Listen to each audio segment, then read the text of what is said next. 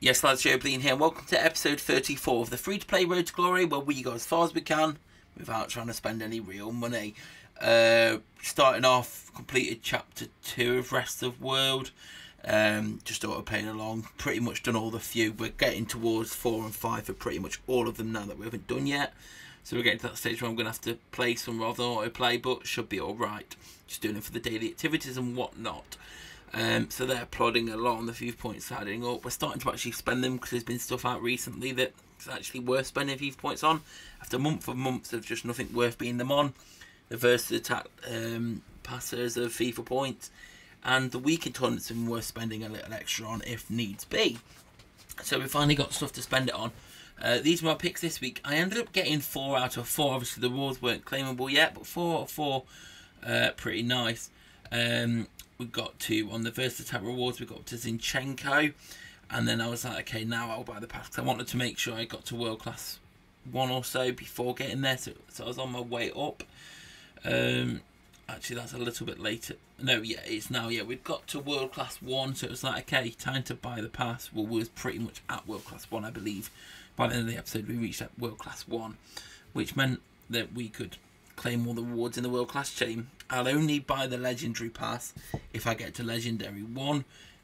So we'll wait a bit for that, see how that goes. See if with the passes being FIFA points this time, it means more people try up and don't give up earlier. Because I felt like in Season 1 of this Versus Attack style, a lot of people, like, because the passes were cash and not FIFA points, that they kind of didn't bother playing them after a while. Like, they were like, okay, well, this is as far as I'm getting. I'll stop. Maybe people will push on for Team of the Season arrived, and obviously I went over my strategy in my dedicated Team of the Season strategy video the other day. Check that out if you haven't already. But my plan with this is to just keep playing the events and keep my Team of the Seasons without just stacking up, and only touching them and converting them once as a player that I know I definitely want. Although maybe I'll realistically, unless someone comes, I'm like, yeah, I must get him, I'll most likely wait until the final week to see how many vouchers I actually have, and then work out what I can best optimise my strategy in terms of getting the most out of it. Do I just go for one player that's going to potentially sell for more, or do I pick up a few players that are going to improve my team more?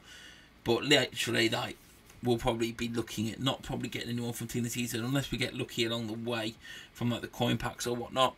We probably won't be investing in any of the Masters until the final week. So we'll have to see how that goes and make a decision as we go along. But I'm just stocking up and storing my points away, playing it every 8 hours. It's felt lucky for me with the UK cycle because I can play it in the evening at reset 8 PM. The next one resets at 4 AM, so I play it when I wake up, and then the next one's at lunchtime at 12 PM. So for me, it doesn't interrupt any of my sleep or make me stay up later, which is pretty nice. We opened the 2 packs and literally got nothing from the packs. We got XP, which we may use on players eventually. Obviously, they'll store away, and we got some points and vouchers. Obviously, we don't really care at the moment for any of the community players, but we can use them points. We've got 6 points, so we may as well get some coins back from it by doing a few of those coin events just with these 6. Don't plan to end up getting any more community points, and if I do, I've only gone along the main path, which will lead me along if I was to come back to it, because maybe the other Team of the Seasons are more expensive, and I do end up going for the community players, the 91s. We'll have to see. Just play it. It's a good way this way, because it means we don't have to invest any stamina or time into things that we don't want to. We can just keep plodding along on the main chapter and play along until we get somewhere, then convert once we need to. So I'm pretty hyped to Team of the Season in terms of progression. Just got to play it, take it one day at a time, and we'll get there. We'll get there with it. So we'll have to see what comes. There was a tournament pack that came out. I think this was because matchmaking on the Team of the Season was matching up with anyone. Like, I played a main account, I got 127 versus like a 72 team. Weekend tournament rolled around. It was 90 against who had this team, and I wasn't really sure what my necessary goal for this tournament was. I started playing it, and on this account I was actually getting a lot easier matchups. Got quite a few like 84s, 85s, 86ers, 87s. On my main account I was getting pretty much 90s nearly every single game. But on this account I was pretty blessed with my matchups for most part of it, and we ended up getting up to 9 wins without losing a single game. And my aim was thinking I was probably going to get to struggle, because last week we got to 7 wins, and then we rebought in for an extra 600 FIFA points to get up to 9 wins to get the 250 players. This week I got to 9 wins without a single loss, and I was like, well, my goal was probably to just struggle my way into the 250 players, and I was like, but I've got to 250 players now without a loss, so maybe I should play on. But I do know from my main account, when you get to about the 12 wins, the difficulty steps up, because you go into the next bracket of opponents who have got that many wins as well, because I believe like the first bracket's like 1 to 10, 1 to 11 wins.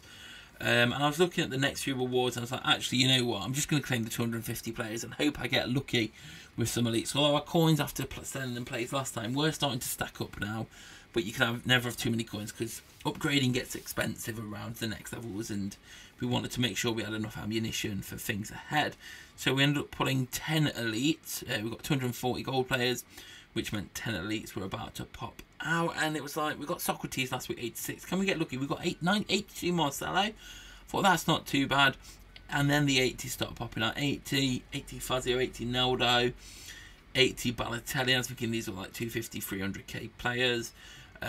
Torre, we got an 81 Lucas. We got an 82 Felipe Luis. So we got 2 Brazilian La Liga left backs. We got Sigurdsson. We got Timo Werner. And then we finally got Diego Lopez. So nothing too great to shout about, but I knew these would add up even at 250, 300. Even selling minimum, that's 3 mil. Probably get a bit more for Marcelo and Felipe Luis. Then there's all them golds which you could sell, but we'll probably use towards training and squad building challenges. So I knew there was about 3.5 million.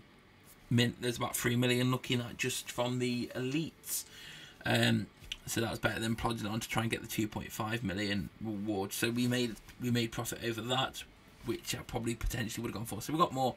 The Icon Mystery Match this week gave us a point, so that's 2 points one now after getting Deco in the first week. We sold a bunch of our players, managed to get them to sell. Obviously, I always go to list 5 to 10% lower than the lowest start price. João Cancelo finally appeared on the market, a lot lower than people were expecting. Probably pretty good SBC food, to be honest. There's an 84 for that price. But we sold up, and that took us up to 32 million from about 26 was on. So we had some of it left over that we sold, not just the ones from this week. Rest of the World Chapter 3 was complete, so that was another 200 FIFA points in the bag, which took us back over the 10k mark. And then so SBCs for the week came up, but I haven't really done many SBCs on this account because I thought I don't really need them, or they weren't worth to my team. But when 90 Davinson Sanchez popped up, I was like, I've got to get him. So we used some elites that we had in our club that we weren't using. Like, obviously, we got Morata from the last program pack. He came in handy here. We had no reason for him otherwise. And there we go, Davinson Sanchez. When he gets to 100, the card art is absolutely immense, and I had to get him for that reason alone. Love him on my main account. He's not necessarily the greatest defender. Some people don't like him for his positioning, but he's always done the job for me, and his card art. Personally, I feel at 100, the Frozen card art is pretty much some of the best, if not the best design in the game. So it was an insta complete for me. 2 more elites on where we got a Lamar again. You may remember at the start you're thinking you saw, or is it here? We got Nani again. So we keep getting the same elites.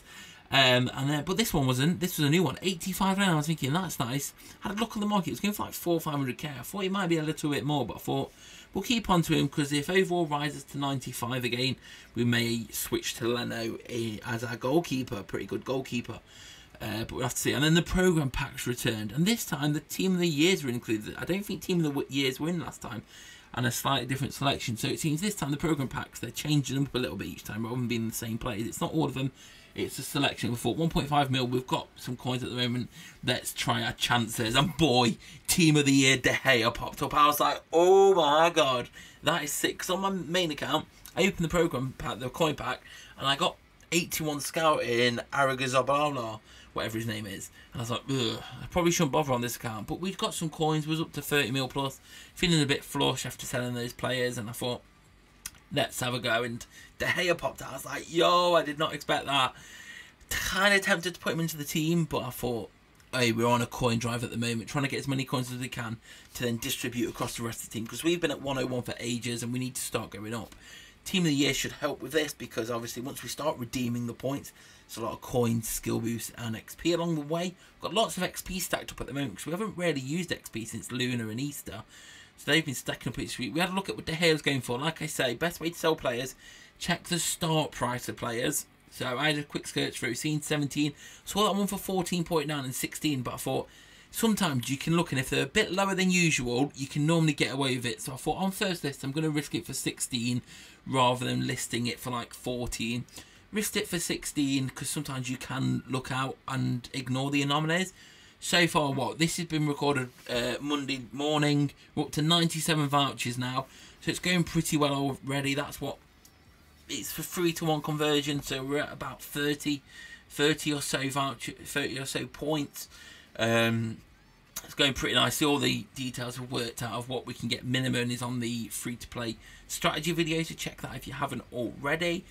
Obviously, after opening that program pack, was on 13.5 million.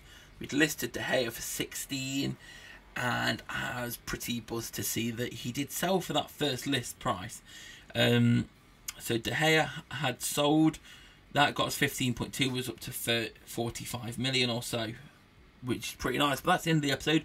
Do leave a like if you enjoyed it. Subscribe if you're new here. Come follow me on Twitter at JOEBILIneHD, and I'll see you all later. Peace.